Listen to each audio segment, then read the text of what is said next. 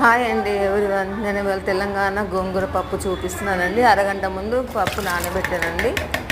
తర్వాత కుక్కర్లో వేసేసి నీళ్ళు పోయండి.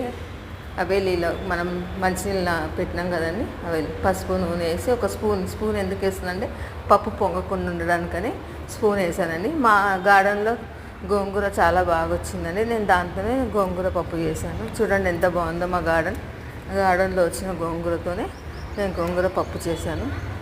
చూడండి ఎంత బాగుందో మా గార్డెన్ చూడండి. మా గార్డెన్ కూడా నేను వీడియోస్ పెట్టానండి. మీకు నచ్చితే కనుక లైక్ చేయండి. ఒకసారి చూడండి, అన్ని చెట్లు ఉన్నాయి. గోంగూర చెట్టు, వంకాయ చెట్టు చూడండి. చిన్న జబ్బ నిండా వెళ్ళింది గోంగూర.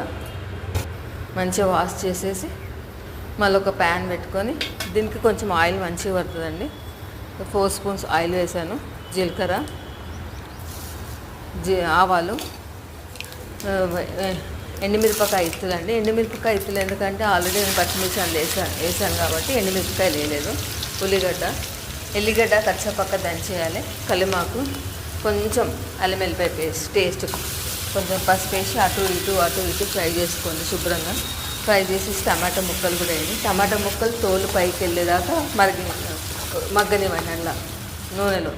చూడండి మగ్గిన తర్వాత ఈ గోంగూర మనం తెంపింది అందులో వేసేసుకోవాలి. చూడండి అందులో వేసేసేయాలి. మంచిగా చూడండి ఎంత బాగా అయిందో. అటు ఇటు కలపండి. మంచిగా గోంగూర కలిపేస్తే అలా వస్తుందండి. నూనె పైకి తేలుతుంది. ఉప్పు వేసేసి కొంచెం కలర్ గురించి నేను కారం వేసానండి. ఆ పచ్చిమిర్చి తెల్లగా ఉంటే కారం ఉండదు, అందుకని కారం, రెడ్ చిల్లీ కూడా వేసాను. చూడండి ఎంత బాగుందో. పప్పు ఉడకబెట్టుకున్నాం కదండి, ఆ పప్పు లిడ్ తీసేసి కొంచెం స్పూన్తో అటు ఇటు స్మాష్ చేసుకోవాలి. సన్నగా మెత్తగా స్మాష్ చేసేసి చూడండి, స్మాష్ చేసేసి ఆ గోంగూర దాంట్లో పప్పు వేసేసేయాలి. చూడండి పప్పు వేసేసి మంచిగా అటు ఇటు కలపాలి. మంచిగా కలిపితే మంచిగా గోంగూర అనేది పప్పుకు పట్టాలి.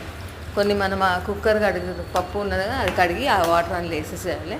కొంచెం ఉప్పు టేస్ట్ చూసుకోండి. కొంచెం ఉప్పు తక్కువ ఉంటే కనుక ఉప్పు వేసుకోండి. మంచిగా కలిపేసి చూడండి కలర్ఫుల్గా ఎంత బాగా వచ్చిందో గోంగూర పప్పు. ఇలా ఒకసారి ట్రై చేయండి. ట్రై చేసి టేస్ట్ బాగుంటుందండి. దానికి కామెంట్ పెట్టండి. కామెంట్ పెడితే నేను ఏమనుకుంటున్నా అంటే నేను చేసే వీడియోస్ అన్నీ మీరు చూస్తున్నట్టు, అందుకని కామెంట్ చేయండి. మీరు కానీ కొత్తిమీర వేసేసి గోంగూర పప్పు రెడీ.